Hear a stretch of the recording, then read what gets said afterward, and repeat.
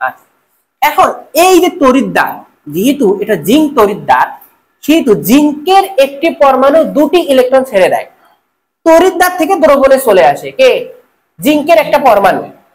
এই যে তড়িৎদ্বারে জিঙ্কের পরমাণু দুটা ইলেকট্রন ছেড়ে দেয়, দণ্ড থেকে কোথায় চলে আসবে বলতো? দ্রবণে চলে আসবে। দ্রবণে কিন্তু আগে থেকে জিঙ্ক 2+ আয়ন আসেই, এখন দ্বন্দ্ব থেকেও আবার জিঙ্ক 2+ আয়ন আসতেছে, তাহলে জিঙ্ক 2+ আয়নের আধিক্য কিন্তু ঘটতেছে।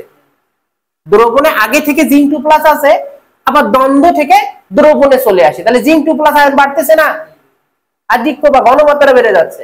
তাহলে এখানে অ্যানোড বিক্রিয়াটা আমরা কি লিখবো দেখো, অ্যানোড বিক্রিয়া, অ্যানোড বিক্রিয়া।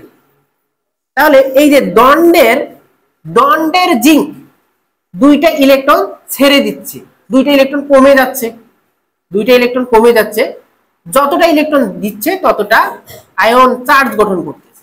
বুঝতে পারছো? বা বিক্রিয়াটা তোমরা ওই দিকেও লিখতে পারো বা এইভাবে লিখতে পারো।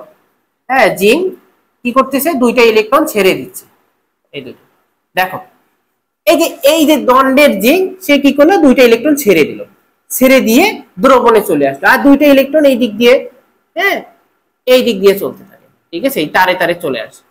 এখানে যখন তারে তারে চলে আসে তখন বাল্বটাকে কিন্তু জ্বালিয়ে দেয়। ঠিক আছে, এই ইলেকট্রনটা ফ্লো হচ্ছে দিকে বাল্বটা জ্বলে উঠতেছে কিন্তু। বুঝতে পারছো? এখন